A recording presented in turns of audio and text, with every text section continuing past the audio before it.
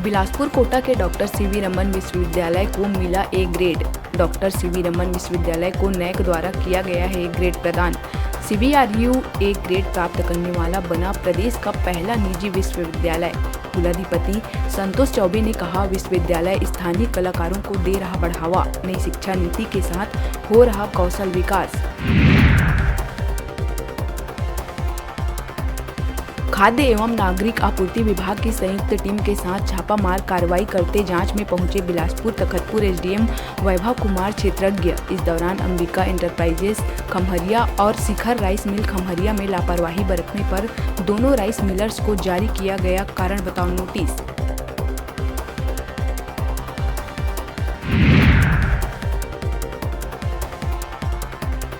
26 जनवरी को अपने परिजन के साथ नई दिल्ली में गणतंत्र दिवस परेड देखेंगी। छत्तीसगढ़ के शहरों को स्वच्छ बनाने में लगी 16 स्वच्छता दीदियां।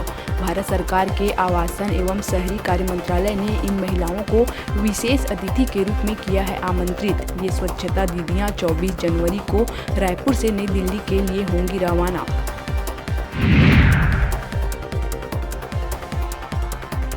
रायपुर एम्स में आउटसोर्स कर्मचारियों की आज दूसरे दिन भी जारी है हड़ताल की वजह से स्वास्थ्य सेवाएं हो रही हैं प्रभावित। पहले दिन अस्पताल के गेट नंबर 4 पर कर्मचारियों ने किया प्रदर्शन। मरीजों को काफी दिक्कतों का करना पड़ रहा है सामना। नौकरी से हटाए जाने को लेकर 700 कर्मचारी कर रहे हैं विरोध।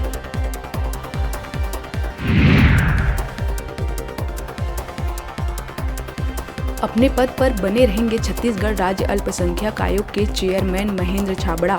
हाईकोर्ट ने उनकी याचिका पर सुनवाई के बाद राज्य शासन के उस फैसले पर लगाई रोक जिसमें उन्हें पद से हटाने का जारी किया था आदेश। सरकार बनते ही भाजपा ने चेयरमैन की नियुक्ति आदेश किया था निरस्त।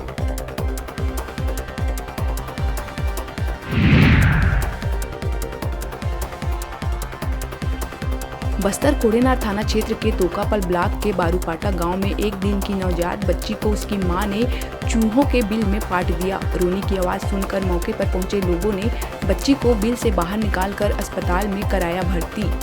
शादी किए बिना युवती ने बच्ची को दिया जन्म। प्रेमी के नहीं अपनाने के बाद प्रेमिका ने की करतूत। 16 जनवरी को नक्सलियों द्वारा हमला किए गए सुकमा की सीमा पर स्थित धर्मावरम कैंप से करीब 300 BGL के जिंदा सेल किए गए बरामद। कैंप पर नक्सलियों ने दागे थे करीब 1000 BGL। इस मामले में 3 नक्सलियों की हुई थी मौत। नक्सलियों ने बड़ी संख्या में जवानों को मारने और घायल करने का भी किया था दावा।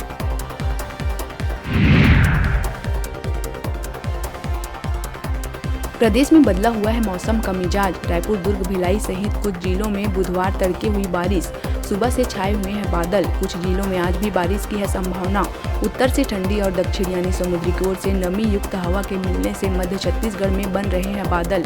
27 जनवरी तक रहेगा ऐसा ही मौसम।